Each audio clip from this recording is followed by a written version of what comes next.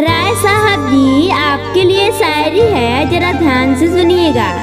तो चलिए शायरी को स्टार्ट करती हूँ। राय साहब, दिल से दिल की दूरी नहीं होती, कि राय साहब दिल से दिल की दूरी नहीं होती, काश कोई मजबूरी नहीं होती। मिलने की तमन्ना तो बहुत है, लेकिन हर तमन्ना पूरी नहीं होती।